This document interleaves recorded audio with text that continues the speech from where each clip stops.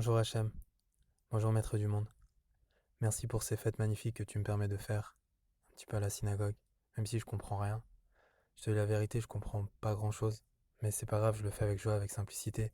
Je sais que ce sont des grands secrets et avec ma faible connaissance, avec mes faibles connexions, j'arrive à discerner un petit peu ce qui pourrait éventuellement se faire dans les mondes d'en haut et ce qui peut être des allusions par rapport aux quatre espèces et par rapport à la soukha, notamment avec les quatre espèces. Il y a le hétrog, donc le cédra, ça représente le cœur.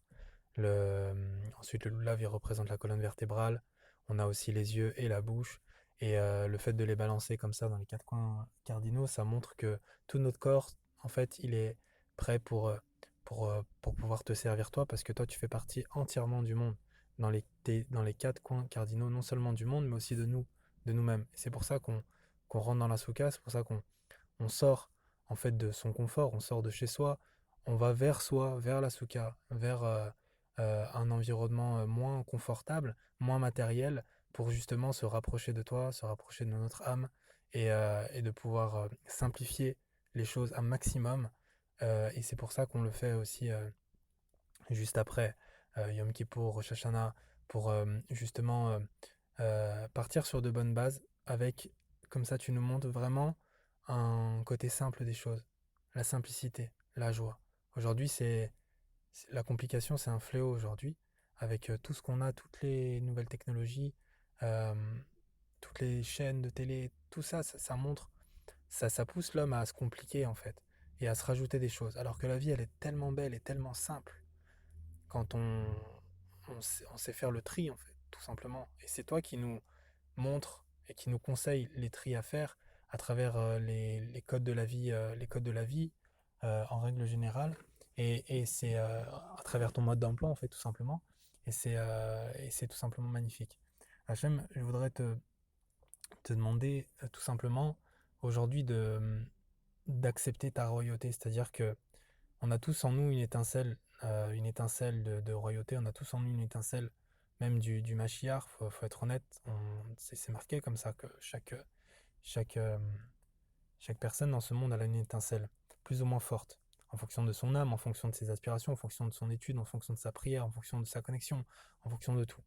Et, euh, et aujourd'hui, je sais que c'est important de te donner ça parce que euh, on est vraiment voilà, proche de quelque chose qui va se passer, d'un renouveau. Et en tout cas, c'est quelque chose qu'on ressent.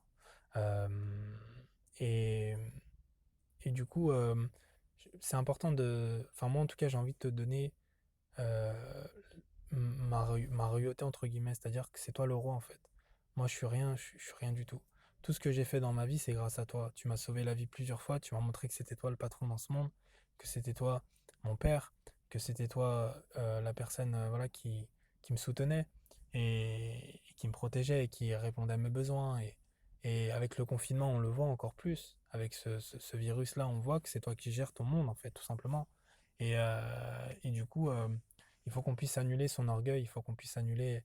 Enfin, en tout cas, moi, j'ai besoin d'annuler mon orgueil et de faire les choses pour toi. Parce que c'est vrai que des fois, on a tendance, j'ai tendance personnellement à faire les choses avec un petit besoin, une petite volonté derrière, en me projetant en fait plus tard. Et je voulais m'excuser par rapport à ça et je voulais vraiment faire les choses pour toi parce que je sais en plus que plus je vais faire les choses pour toi, plus tu vas intervenir dans cette chose-là et plus ça va être magnifique en fait. Donc, euh, donc voilà, je voulais te demander ça tout simplement, de pouvoir te donner ta royauté et, et que tu puisses en tout cas te laisser gérer ma vie en fait, vraiment comme un roi et qu'on puisse faire des efforts un petit peu, un tout petit peu, pas besoin de changer du jour au jour, mais qu'on puisse du jour au lendemain, mais qu'on puisse faire un petit effort dans la semaine, un jour comme ça, où on fait quelque chose en plus pour toi, pour te montrer que c'est toi le roi ce jour-là encore plus que d'habitude.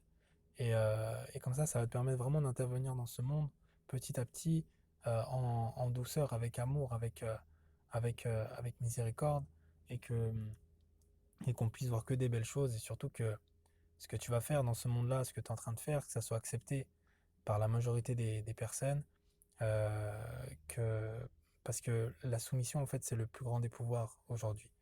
Quand on est soumis à un maître, quelqu'un de plus grand que nous, bah forcément on évolue et on devient encore plus grand. Comme on peut voir par exemple Yeshua Ben Nun, l'élève de Moshe Rabbeinu, c'est sa soumission qui a fait en sorte que il puisse conquérir Israël, qu'il puisse avoir gratifié de cette terre-là. Et, et c'est là qu'on voit le pouvoir et la puissance de l'élève en fait.